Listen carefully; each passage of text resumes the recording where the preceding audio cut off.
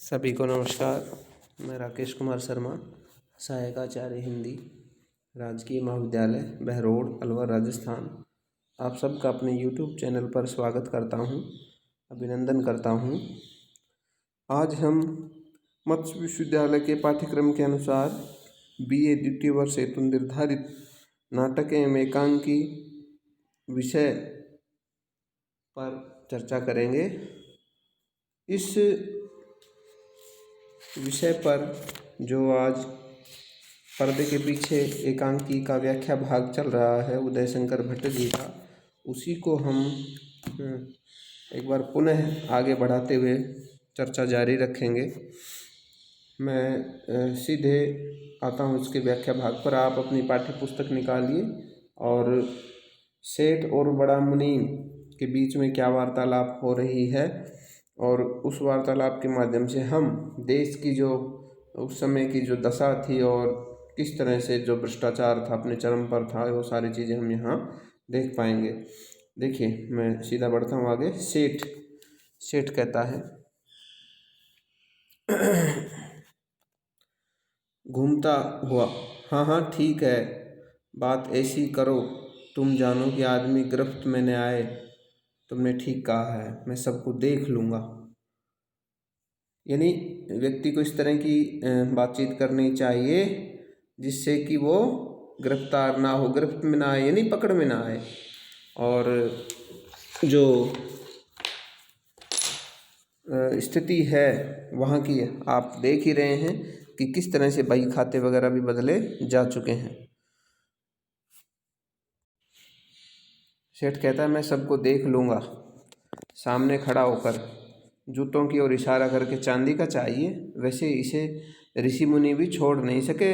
यानी जो स्वर्ण है और जो ये चांदी है, रजत, इसका जो मोह है वो ऋषि मुनि भी नहीं छोड़ सके। तुम जानो, फिर इनकी तो बात ही क्या है, आंखें मटका कर, पर इसका ख्याल रखना ही पड़ेगा।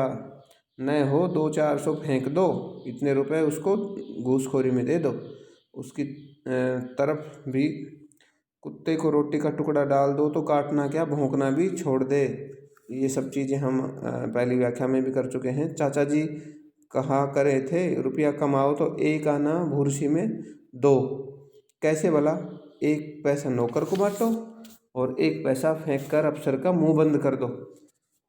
2 पैसे दान करो तो 15 आने पचे पचाए धरे हैं। यानी बड़ा आसान है, फिक्स कर दो कि उसका हिस्सा इतना, उसका हिस्सा इतना और बचा हुआ हिस्सा आपका। आगे फिर मुनीम कहता है, मुझे क्या बताओ हो सेठ जी, इसी घर में तो पला हूँ। वैसे तो आदमी होना मुश्किल है। इतने गरीब निवाज एक बार काका बीमार हो गए तो सुबह सांझ दोनों बखत जाते थे देखने। गरीब निवाज शब्द का इस्तेमाल यहाँ किया है, गरीबों का जो मसीहा होता। उन दिनों हकीम वैद्य हुए थे, सो उन्होंने उनसे कह दिया, रुपए की फिक्र न करना, घर भर दूंगा वैद्य जी, बस मेरे मुनीम को अच्छा कर दो। मुनीम अब इन सब बातों के बीच में अपनी आत्मश्लाघा चाहता है कि मुनीम भी किसी तरह सेठ जी की नज़रों में आ जाए और अपनी तारीफ वो करता है।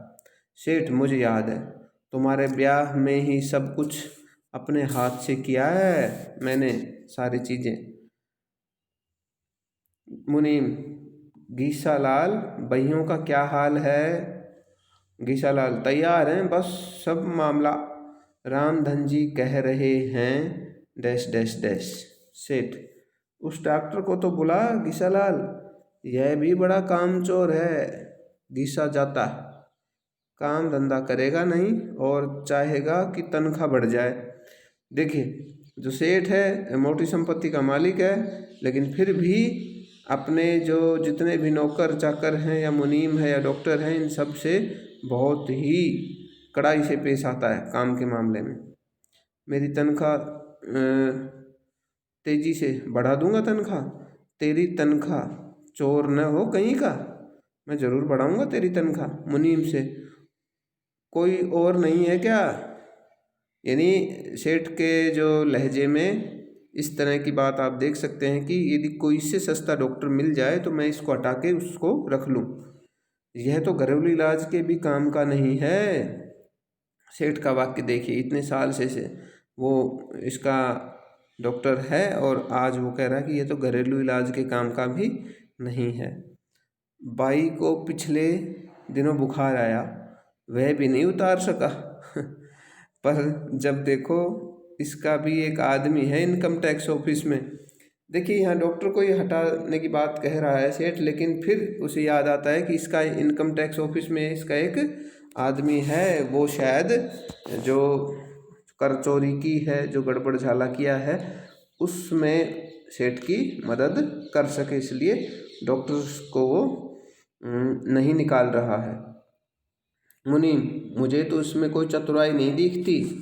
मेरी बाई की तो इससे खांसी भी ठीक नहीं हुई, बुखार तो क्या जाता। अब मुनीम भी सेठ की हाँ में हाँ मिलाता है और कहता है कि मेरी लड़की है, उसका तो ये खांसी भी ठीक नहीं कर पाया तो बुखार कहाँ से उतारेगा।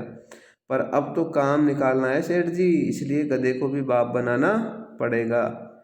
सेठ नालायक है नालायक। लो आ गया, तुम जाओ, डॉक्टर आता है। आइए डॉक्टर साहब आइए, कहिए मिजाज तो ठीक है न। सेठ का लहजा अब एकदम से बदल गया है। मुनीम, हमारे उस मामले का क्या हुआ डॉक्टर साहब? बात यह है, वह काम तो होना ही चाहिए। सेठ, मैं बात करूँगा, मुनीम जी तुम जाओ।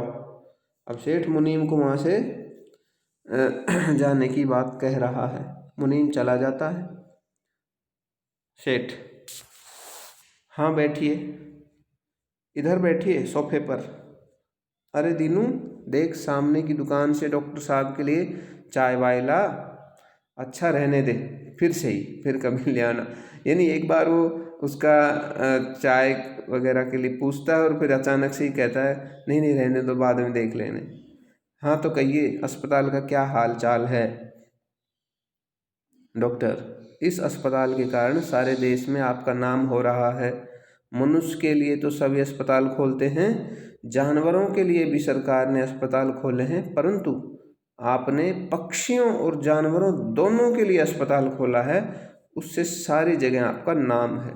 डॉक्टर, बहुत अच्छी बात कही है डॉक्टर ने कि पक्षियों और जानवरों दोनों के लिए अस्पताल खोलना काबिले तारीफ है, क्योंकि जानवरों के भी अस्पताल हैं और मनुष्यों के अस्पताल गवर्नमेंट ने खोल रखे हैं।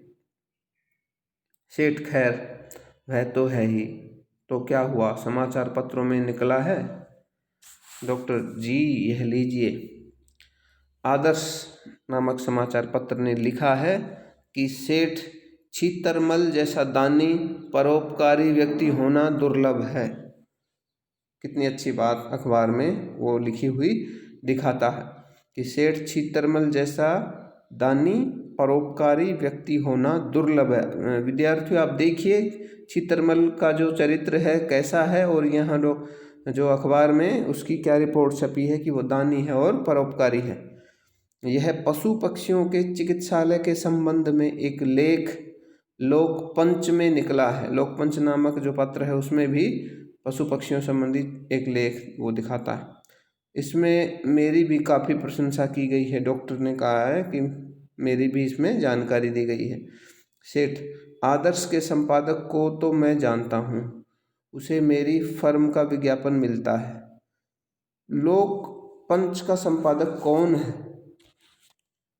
डॉक्टर, वह मेरे एक मित्र हैं। सेठ, क्या? हमारे संबंध में नवीन भारत, विश्व संदेश जैसे पत्रों में कुछ नहीं निकल सकता?